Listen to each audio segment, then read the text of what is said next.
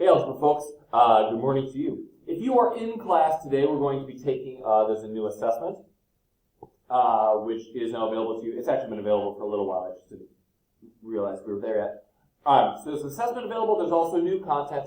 So if you're at home, obviously you can't take the test, so jump into either catching up and getting ready for the test, or there is a difference of squares assignment, which is basically what we were doing last Friday. It's still just factoring stuff.